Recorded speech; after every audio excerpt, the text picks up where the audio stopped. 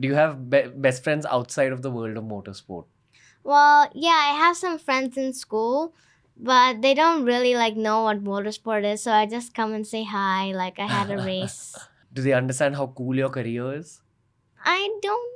I think they do. Like they understand trophies and stuff because some people in my school, like their friends also in school do some like gymnastics and stuff. But the understanding of motorsport needs a bit of work. I think we're getting there. Like Yeah. India's getting really into motorsport now. Yeah. You know, especially after Drive to Survive Yeah. and after the F1 movie. Have you seen the F1 movie? I pretty enjoyed it a lot. Yeah. The way they showed racing, was that accurate? Like, is that how racing feels? Not really. Why? I don't know. Like I think the TV coverage was not that F1 type-ish. So I think they needed like more of the car, like what the setup discussion is, like more of a narrator instead of just having all of the guys just talk. What's your F1 dream for India? I think personally India should have an F1 track. I think earlier they did, but I don't know what happened after that. I wasn't even born at that time, but I still used to watch the races. This is Noida, right? Both international circuit. Yeah. Yeah, go on. So, and then I didn't really know what the circuit was called, but I hope when I get to Formula One, I can maybe convince them to have an Indian F1 track. Boom. Do you ever think of yourself on an F1 podium? Yeah, I think it's really possible. I just need to have the support, the money, and the dedication and the hard work from myself. I think there's a lot of people watching this podcast who will want to support you. Yeah. What kind of support do you need? I think I need financial support, and I also need just normal fan support, like let's go Atiqa, like that. Let's go, Atiqa! And just normal fan support, like so I can maybe like just start believing myself more, and just like so I can know I have some people by my side. I promise you, every single person who's watching this is turning into a fan. So you'll easily get the fan support. Yeah. Yeah, but especially for non-motorsport fans, and I've just started getting into motorsport, honestly. But I've learned a few things, and I'd love to get Asif Bhai into this again. What I really want to ask you, Asif Bhai, is a real conversation that my best friend has explained to me.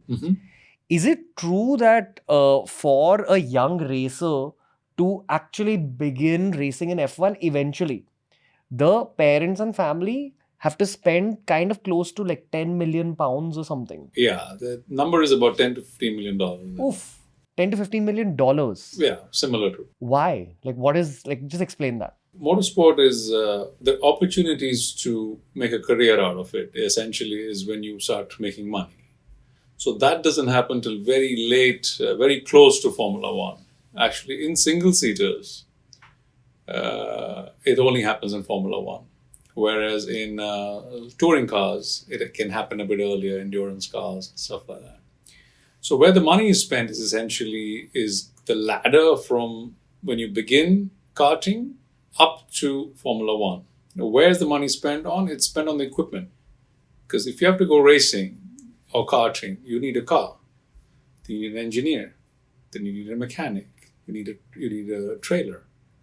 You need consumables, travel.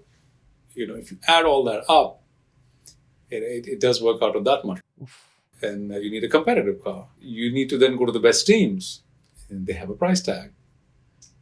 Now, if you're very good, the team subsidizes your costs. Like Atiqa is her racing is subsidized by Formula One Academy, so they actually pay for her to drive. They subsidize her cost, and we're also blessed to have another academy called Axel GP.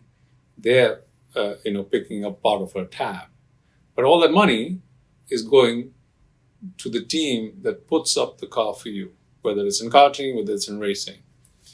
And then along the journey, the Formula One teams step in and they talent scout, basically. At what age roughly?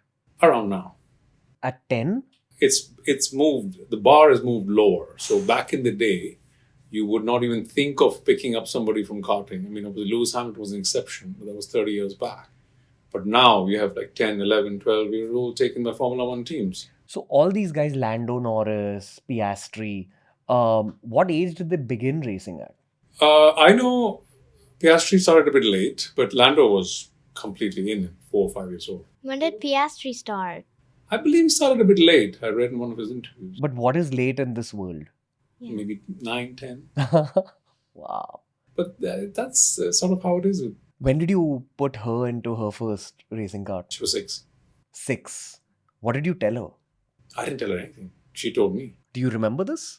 I think, yeah, so I just wanted to have fun and just try it out like that. But when I realized that was actually good, then I thought might do a race. Then eventually became a championship, then became a career. Okay. As I'm talking to her now, obviously I'm getting to know the person, but this is a blessed child, very clearly. So how do you feel as the dad? I mean, good. I mean, to be honest with you, I wasn't convinced she can do it. It was in COVID. There was nothing to do. We used to hang around these malls, and there were these electric cars. She got into one of them. And I wanted to go every day, and it was like one of those things. She was a chubby girl, 6 years old. I wasn't even looking at it.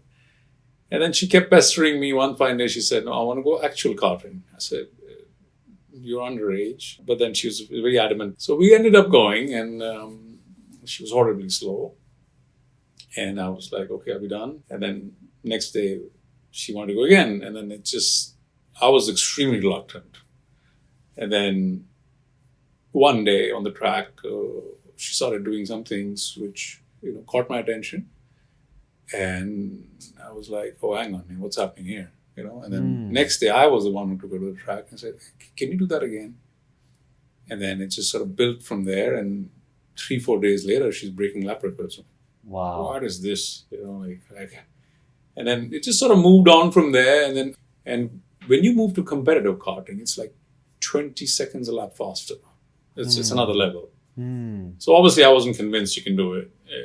And then I put a challenge up to her. I took her to the track, and she was clueless for the first day, and then gave her a lap time. I said, "If you beat this lap time, I'll put you in the championship." This is when she was like 6, 7 years old? 6, 7. Oh my God. Wow. And, we went to the track, and she beat the lap time. Oof. And we were shocked, all of us, everyone on the track. And I was like, "Okay, let's start the journey and see where we go." And then she kept surprising me. She still does. She does some things that are unbelievable sometimes. Yeah. I'm really happy to be sharing your story with the world, your dad's perspective. Yeah. Yeah, you're going to get a lot of support from this. And, for the sake of our country, I want to see you doing so well. You've done a great job. Yeah, I have. Yeah? You feel proud of yourself? Yeah. And I feel you've got a champion's attitude. Yeah. Yeah? Are you aware of that? I think I need to improve on my hard work, but I think overall, my mindset and stuff is like a champion. Boom. So I think it's possible for me to do what's never been done before. We are all rooting for you, Atiqa. And, the day we see you in F1, trust me, you're going to have more than 1.5 billion people cheering for you. Yeah. What kind of support do you guys need for Atiqa in the long term, especially from the viewers of this podcast? I mean, obviously, like she said, she really gets encouraged when she gets, support messages. She really reads through them, and she wants to know. So I think she's the kind of person who really looks for encouragement. So the positivity really drives her to do even better.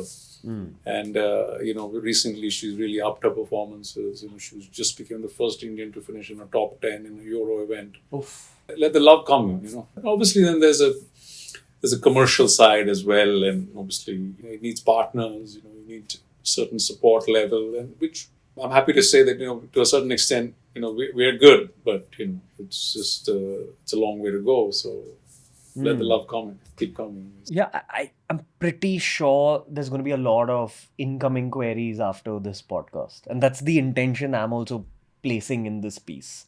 That I genuinely hope that, Indian brands support Indian motorsport. We need that. From even like an Indian soft power perspective. Yeah. Like, let India's name be out there. Let's see the flag, during F1 races.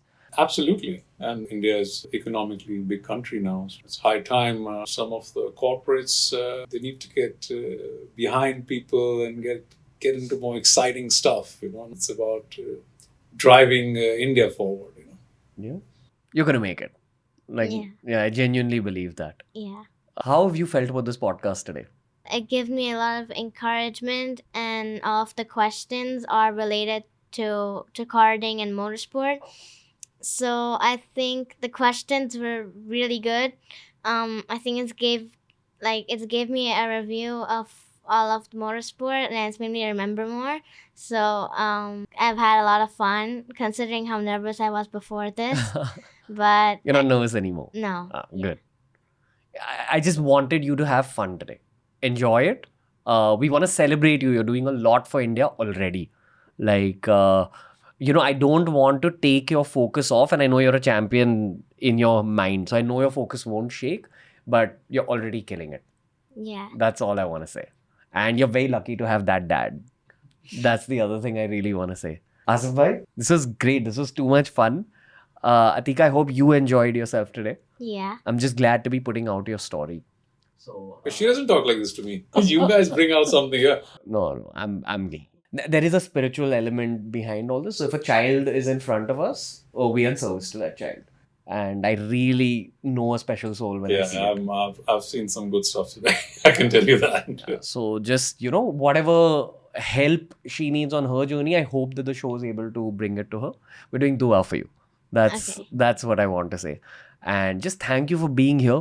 I hope that the next time I see you in life, you'll be even more of a champion, even more of a winner. And you're already a champ and you're a winner. Okay? Just keep being you. That's all I want to say. Okay. Okay?